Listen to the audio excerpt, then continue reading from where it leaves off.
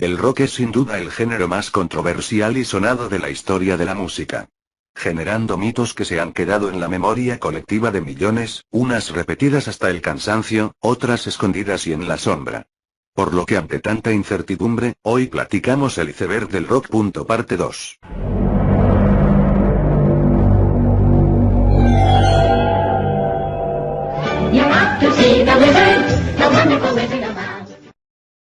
Y regresando con esta serie nos adentramos en un mito que ha sido negado por Pink Floyd hasta el cansancio. El álbum The Dark Side of the Moon tiene una sincronía peculiar con la película de 1938.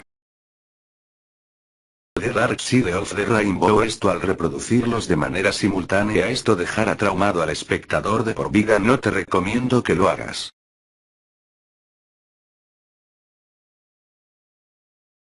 Justo en el número 1 frente al Central Park se levanta un célebre edificio conocido por tener un sinfín de cosas, miles de historias y mitos que hoy en día lo han convertido en un edificio maldito. El Dakota, construido entre 1880 y 1884, no siempre tuvo mala fama, pero a inicios del siglo XX el mago Aleister Crowley realizaría algunos rituales malignos allí. El bebé de Rosemary se filmó allí y Charles Manson estuvo rondando por el mismo, y entre todas sus leyendas y teorías hay una que redondea más este caso, pues allí asesinaron a John Lennon.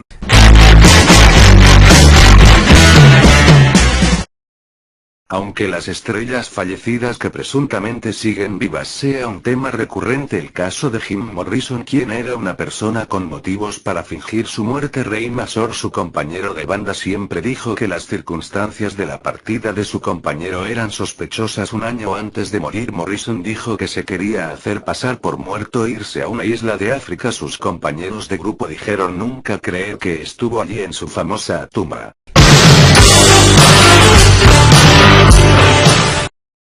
La relación entre David Bowie y Mick Jagger fue muy especial y estrecha. Ambos artistas sentían admiración mutua. Pero no se trataba únicamente de una buena amistad, sino que fueron más allá y compartieron todo: la música, drogas, mujeres y el sexo. Angela volvió a la televisión a aclarar su versión, o en realidad, a dar más detalles. Fue en el programa de Geraldo Rivera donde explicó: no pillé a ninguno en el acto, lo único que encontré fueron dos personas durmiendo en mi cama, resultó que estaban desnudos y resultó que eran Mick Jagger y David Bowie, pero no es para tanto. Eso no significa que fuera algún tipo de aventura. Y agregó que tal vez se habían desmayado por estar muy borrachos. Y el conductor ironizó: justo estaban desnudos en la cama. Y Angela sonrió.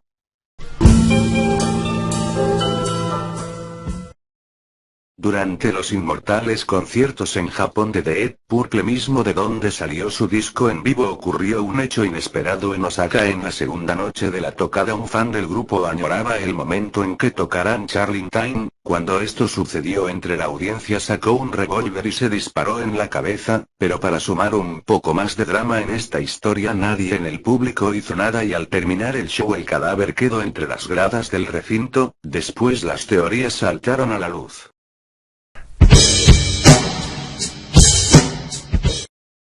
Philip Taylor Kramer fue bajista del grupo Iron Butterfly entre 1975, 1976 y a pesar de no haber estado en los años más gloriosos del grupo, sin embargo, al dejar al grupo dejó a la música, comenzó sus estudios en aeroespacial, convirtiéndose en uno de los científicos más importantes del país.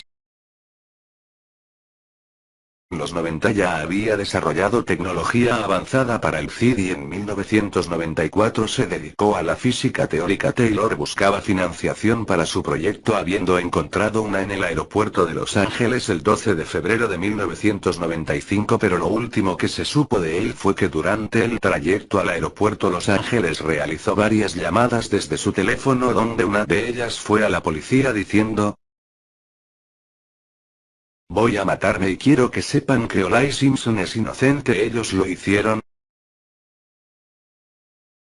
Eso fue lo último que se supo de él, habiendo rumores de que el gobierno lo había secuestrado.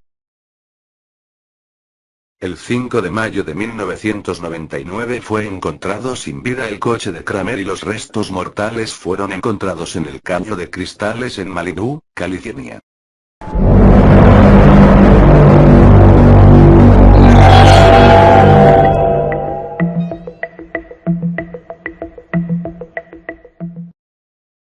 uno de los que pudieron llegar a ser acontecimientos trágicos. Debbie Reed, cantante de Blondie, estuvo a punto de ser víctima de Ted Bundy, uno de los asesinos más importantes de la década. La historia escalofriante de principio a fin apunta de Debbie queriendo tomar un taxi, pero de repente un coche blanco se paró a su lado y el tipo que manejaba se ofreció a llevarla. Debbie no le hizo caso y siguió esperando un taxi, pero el tipo seguía insistiendo y al ser un par de calles Debbie accedió y en cuestión de segundos ya estaba dentro del coche. Los vidrios de los asientos traseros estaban hasta arriba, entonces se percató de que la puerta no tenía manivela o algo para abrir. El conductor, al darse cuenta que quería escapar, dio una vuelta brusca. Esto hizo que se abriera la puerta. Debbie cayó al suelo, un par de raspones, nada grave. Lo más escalofriante es que al pasar el tiempo ella se percató de que el conductor que estaba en aquel auto era Ted Bundy.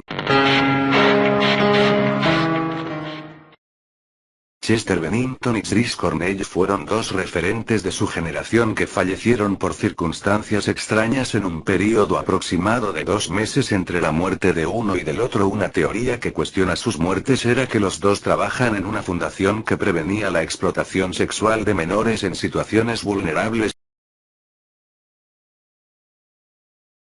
Además de investigar una red de pedofilia en la música, lo cual pudo ser la causa de su asesinato según declaraciones de la esposa de Cornell. Según la autopsia arrojaron que lo habrían torturado antes del asesinato.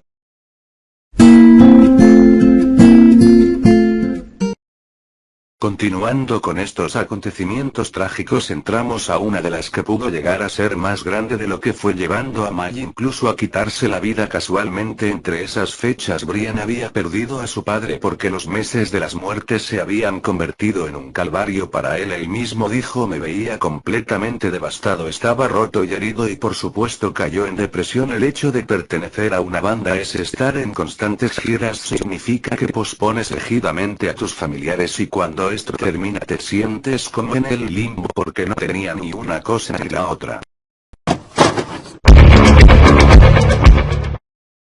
Quintia Plaster Caster es una de las bufis más famosas del mundo, esto por crear penes de diferentes estrellas del rock en moldes de yeso. El primer pene que utilizó para esta arte inusual fue el de Jimi Hendrix. Algunos de sus clientes fueron de Who hasta Kiss, que incluso también le escribieron una canción llamada Plaster Caster, siendo una bizarra historia que hasta el día de hoy perdura por el morbo de las mismas.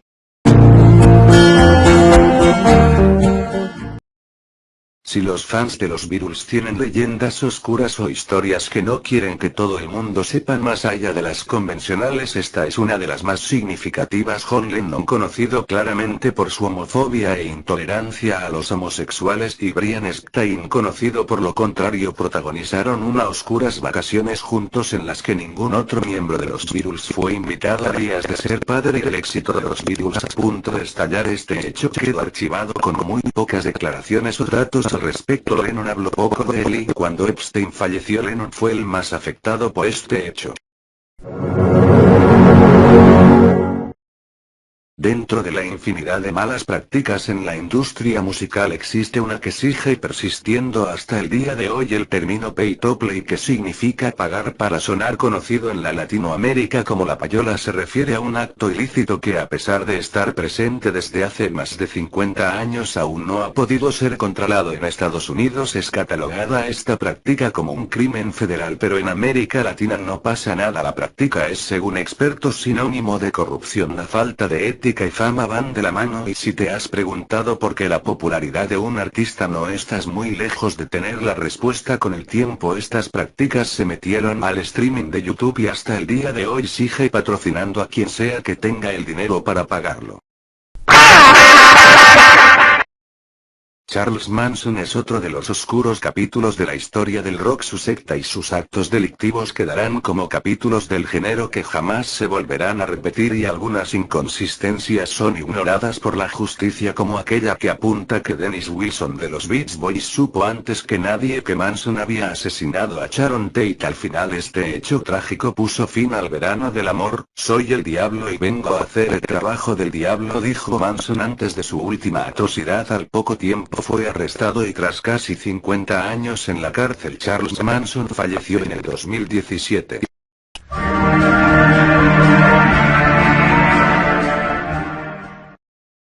Jim Sullivan era todo un personaje de California. Sus dramáticas canciones de psicotomografía eran espaciosas, cinematográficas y llenas de melancolía mística y solitaria. Su círculo social incluía a actores y sus seguidores de Hollywood y había tenido pinceladas con la fama. Incluye una parte no acreditada en Easy Rider con su amigo Dennis Super. Sullivan habría debutado en 1969 y fue comparado con grandes referentes del blues, pero en 1975 con un matrimonio roto y una carrera regular tomó la carretera y nadie nunca jamás volvió a verlo. Notas escritas a máquina por Barbara Sullivan, quien murió en noviembre del 2016, fueron reconstruidas por el New York Times para poder reconstruir la historia, pues el 5 de marzo de 1975 Barbara Sullivan recibió una llamada de Jim diciéndole que se encontraba bien. No tenía ninguna razón para pensar de otra manera.